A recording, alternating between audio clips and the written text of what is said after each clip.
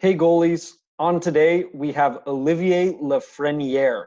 He's an OHL goalie for the Ottawa 67s and he's agreed to sit down and join us. Before we begin, go and check out UnLockGoaltending.com. It's an online training program designed to help goalies unlock their potential. We have free training resources as well as on ice, off ice, vision, and mental strength training programs to help you become a better goalie each and every day. Find us online at unlockgoaltending.com. Also, make sure you subscribe to our YouTube channel. Every week, we'll publish interviews with NCAA, major, junior, and professional goalies, as well as goalie coaches across North America. Subscribe today and keep in touch with us and never miss an interview.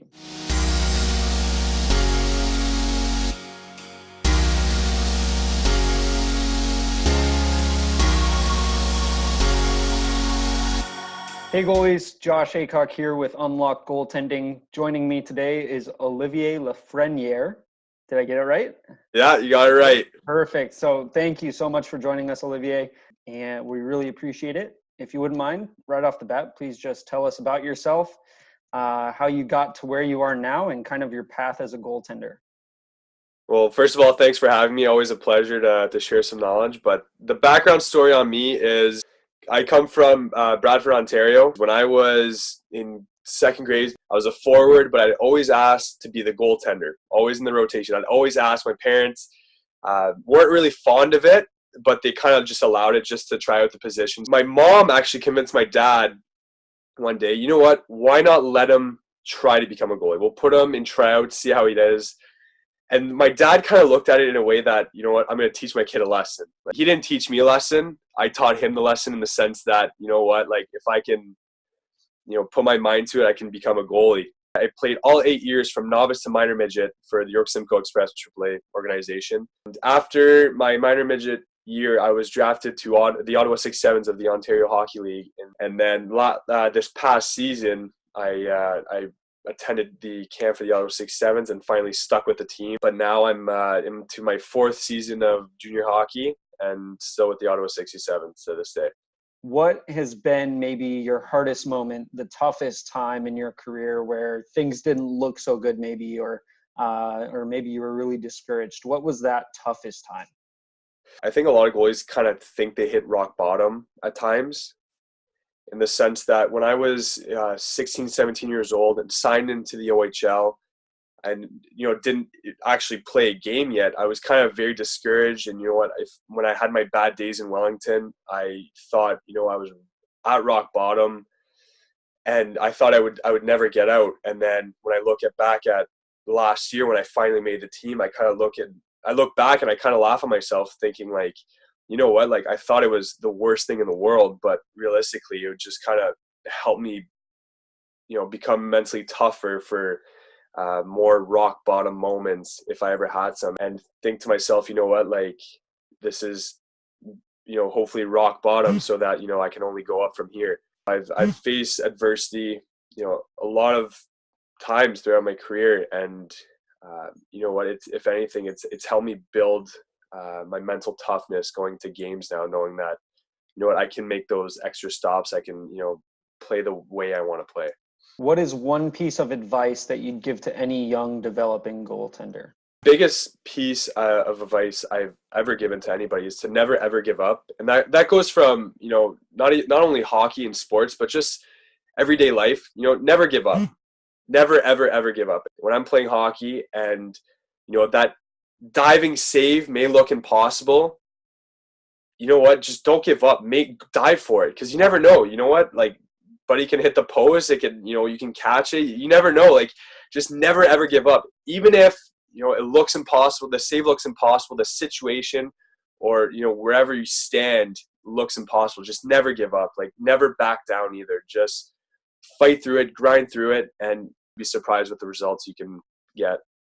What is the biggest difference that you see between the OHL and maybe back when you played in Wellington or even back in your midget AAA days? When I first got drafted to Ottawa out of minor midget and I went to the camp, and I was telling myself like, holy crap, like this is a whole new level. This is guys are precise, guys can skate, guys can hit, guys can shoot pucks. So, you know what, I was nervous at the time and stuff like that. And it kind of like your first OHL camp, I'm sure a lot of 16-year-old goaltenders have faced the same thing. They kind of get worried, like, oh my God, like these guys are the best thing, right?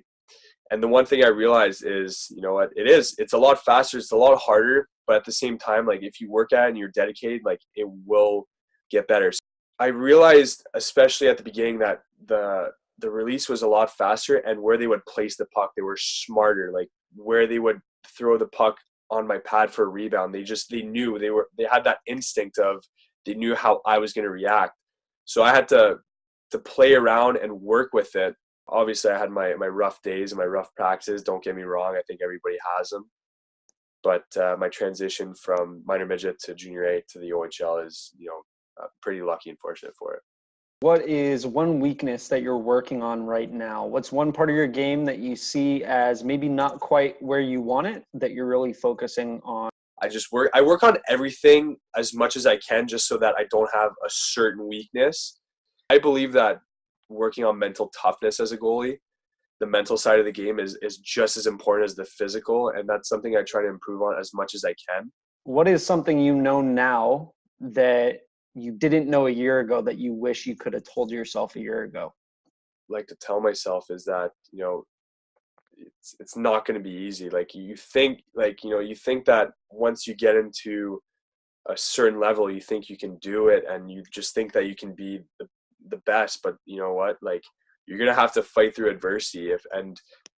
One thing that I wish I could have told myself is, like, whenever you have those bad days where the sun just doesn't shine bright and you know what, everything's going in, like I wish I would have told myself, like, you know what, like you're gonna have, tomorrow's gonna be a great day. Just tell myself that, be positive, even though it's kind of hard to see on those bad days. Like just look past it and just get focused for the next shot, get focused for the next day. Like, there's always going to be a bad day, but just look past that. And that's something I wish I told myself to do a little more. What's your favorite part about playing in the OHL? My favorite part is how proud I am just to be able to represent, the 67s. Like growing up, being close to Barrie, I used to watch the Barrie Colts play. And, I kind of told myself, like, wow, like I would love to be in the OHL. It was kind of my dream to do so. So to be, drafted, signed, and actually playing in this league, it's like such an honor for me. And it's so exciting. And for me, also, one of the best parts is I was very fortunate to be drafted to the Ottawa 67s. I've been with them for 4 years, and to be able to, put on a 67 jersey, on game days and know the history behind it and stuff like that. It's such an honor. Like this year we're celebrating our 50th anniversary, and it's such an awesome moment to have. Like it's I get goosebumps every time I put on that jersey, and I get excited because I'm proud to be a 67s, and you know what, I'm also proud to be a player of the Ontario Hockey League. What are 2 or 3 principles or maybe quotes that you hold near and dear to you that kind of help guide your actions and guide your decisions in life? The biggest one is to never ever give up on any given situation. So I live by that one every day. And there's something that my dad told me.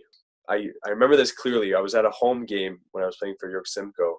I get out of the car, he rolls down the window, he looks at me, he just says, you know what, just don't mess it up. Just as long as you stop the puck, don't mess it up, you'll be fine. So I kind of like, at first I kind of looked at him like, are you serious? Like, you just told me, like, don't mess that up. Like, that's what you're going to tell me before a game, not even good luck. It's kind of funny to say, but at the same time, I kind of look at it as like, you know what, like, you're right. Like, if I don't mess it up, then I'll be successful. It's kind of a rough way to look at it, but it holds a lot of meaning to it. And I actually have the initials of "Don't Mess It Up" on my helmet. That's how much it means to me. So as funny and quirky as it is, it's something that holds a lot of meaning to me.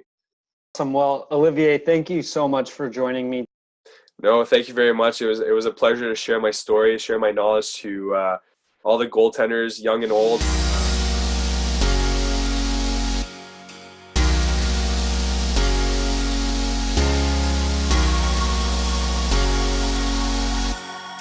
If you want to stay in touch with Olivier, you can follow him on Instagram at Olivier Lafreniere. Thanks so much for dropping by, and make sure you check back here later for more interviews.